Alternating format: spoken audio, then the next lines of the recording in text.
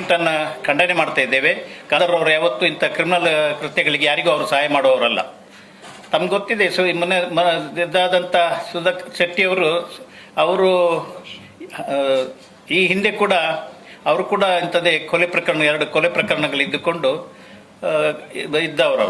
ಆದರೆ ಅವರು ಇದ್ದವರು ಅಂತ ಅವ್ರನ್ನ ಹಾಗೆ ಮಾಡೋದು ಅಂತ ಅವ್ರನ್ನ ಹಾಗೆ ಮಾಡಬೇಕು ಅಂತ ನಾವು ಹೇಳೋದಲ್ಲ. ನಾವು ಹೇಳೋದು ಕ್ರಿಮಿನಲ್ ಇದಕ್ಕೆಲ್ಲ ಅದಕ್ಕೆ ಕಡಿವಾಣ ಆಗಬೇಕು. ಯಾರೇ ತಪ್ಪಿತಸ್ಥರು ಅದಕ್ಕೆ ತನಿಖೆಯಾಗಿ ಸೂಕ್ತ ಕ್ರಮ ಕೈಗೊಳ್ಳಬೇಕು ಅಂತ ನಾವು ಕೂಡ ಒತ್ತಾಯ ಮಾಡ್ತಾ ಇದ್ದೇವೆ. ಇವರು ಭಾರತೀಯ ಜನತಾ ಪಕ್ಷದ ಅಧ್ಯಕ್ಷರಿಗೆ ಅವ್ರಿಗೆ ಗೊತ್ತಿಲ್ಲ, ಅವರು ಸ್ಟೇಟ್ಮೆಂಟ್ ಕೊಡ್ತಾರೆ. ಈ ರೀತಿಯ ಸ್ಟೇಟ್ಮೆಂಟ್ ಕೊಡೋದಕ್ಕೆ ಮೊದಲು ಅದೇ ಮೊನ್ನೆ ಕೊಲೆಯಾದವರನ್ನ ಭಾರತೀಯ ಜನತಾ ಪಕ್ಷದ ಸರ್ಕಾರ ಇದ್ದಾಗ ರೌಡಿ ಶೀಟರ್ ಮಾಡಿದ್ದೇ ಅದೇ ಪಕ್ಷದವರೇ.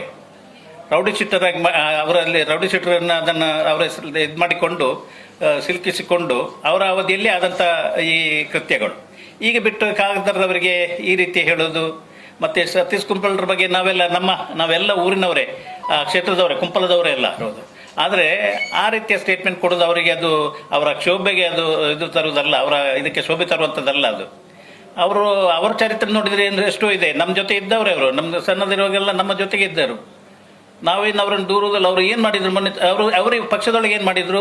ಸಂತೋಷ್ ಕುಮಾರ್ ಶೆಟ್ಟಿ ಇಲೆಕ್ಷನಲ್ಲಿ ಏನು ಮಾಡಿದ್ರು? ಅವರ ಪಕ್ಷದೊಳಗೆ ಇದ್ದುಕೊಂಡು ಏನು ಮಾಡಿದ್ರು? ನಾನು ಅದನ್ನು ಓಪನ್ ಹೇಳಬೇಕಾಗಿಲ್ಲ. ಏನೆಲ್ಲ ಆಗಿದೆ ಅಂತ ಗೊತ್ತಿದೆ, ನಮಗೂ ಗೊತ್ತಿದೆ, ಜನರಿಗೆ ಎಲ್ಲ ಗೊತ್ತಿದೆ ಏನಾಗಿದೆ ಅಂತೆ. ಅಲ್ಲಿ ಅವರು ಸಹಕಾರಿ ಸಂಘ ಸ್ಥಾಪನೆ ಮಾಡಿದ್ರು. ಅಲ್ಲಿ ಏನು ಮಾಡಿದ್ರು? ಸಹಕಾರಿ ಸಂಘ ಮುಚ್ಚಿ ಹೋಗುವಂಥದ್ದು, ಲಕ್ಷಗಟ್ಟಲೆ ಲೋನ್ ತೆಕ್ಕೊಂಡು ಅದನ್ನು ಮುಚ್ಚಿಕೊಂಡು ಈಗ ಇದಾಕೊಂಡು ಅಲ್ಲಿ ಅವ್ಯವಸ್ಥೆ ಮಾಡಿದ್ರು, ಅದು ಇಲ್ಲ. ಆಮೇಲೆ ಭೂ ವ್ಯವಹಾರದಲ್ಲಿ ಮಾರಾಟ ಮಾಡಲಿಕ್ಕೆ ಯಾರಾದರೂ ಸ್ಥಳ ಕೊಟ್ಟರೆ ಅದನ್ನು ಇದು ಮಾಡಿಕೊಂಡು ಅದರಲ್ಲಿ ಎಷ್ಟು ಹಗರಣಗಳಾಗಿದೆ. ಇಷ್ಟೆಲ್ಲ ಹಗರಣಗಳು ಇರುವವರು ಖಾದರ್ರ ಬಗ್ಗೆ, ಖಾದರ್ಗೆ ಅಂಥದ್ದು ಒಂದು ಬೆರಳು ತೋರಿಸುವಂಥ ಇದು ಮಾಡಿದ್ದಾರೆ ಅಂತ ಯಾರಾದರೂ ಹೇಳಿ. ನಾವವರು ಈಗ ನಮ್ಮ ಇದರಿಂದ ಹೇಳೋದಲ್ಲ, ನಮ್ಮ ಕ್ಷೇತ್ರದ ಶಾಸಕರ ನೆಲೆಯಲ್ಲಿ ನಾವು ಹೇಳ್ತಾ ಇದ್ದೇವೆ. ಇದರಿಂದ ನಾವು ಭಾರತೀಯ ಜನತಾ ಪಕ್ಷದ ನಾಯಕರುಗಳು ಸುಮ್ಮನೆ ಇಂಥ ಈ ಪ್ರಕರಣಗಳಿಗೆಲ್ಲ ರಾಜಕೀಯ ತರೋದು ಒಳ್ಳೆಯದಲ್ಲ ಅಂತ ಹೇಳಿಕೊಂಡು ಎಲ್ಲರೂ ಯಾರೇ ತಪ್ಪಿತಸ್ಥರಿದ್ರೆ ಅವರಿಗೆ ಅದನ್ನು ಪನಿಷ್ಮೆಂಟ್ ಕೊಡುವಂಥದ್ದು ಮತ್ತು ಅದಕ್ಕೆ ಬೇಕಾದಂಥ ಸೂಕ್ತ ವ್ಯವಸ್ಥೆ ಮಾಡುವಂಥದ್ದು ಪೊಲೀಸ್ ಇಲಾಖೆಯವರು ಮಾಡಲೇಬೇಕು ಅಂತ ನಾವು ಕೂಡ ಒತ್ತಾಯ ಮಾಡ್ತೇವೆ. ಸೂಕ್ತ ಕ್ರಮ ಕೈಗೊಂಡು ನ್ಯಾಯ ಕೂಡ ಅವರಿಗೆ ಬೇಕಾದಂಥ ಶಿಕ್ಷೆಯನ್ನು ಕೊಡಲೇಬೇಕು, ಅದರಲ್ಲಿ 2 ಮಾತಿಲ್ಲ. ಮತ್ತು ಯಾವತ್ತು ಇವರು ಖಾದರ್ ಅವರು ಈ ಪ್ರಕರಣ ಕ್ರಿಮಿನಲ್ ಇವರಿಗೆ ಸಹಾಯ ಮಾಡಿದ್ದು ಯಾವತ್ತೂ ಇಲ್ಲ ಅಂತ ತಮ್ಮ ಗಮನಕ್ಕೆ ತರಲಿಕ್ಕೆ ಬಯಸ್ತೇನೆ.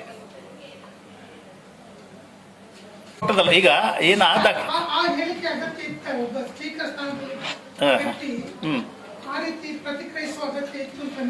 ಇಲ್ಲ ಅವತ್ತು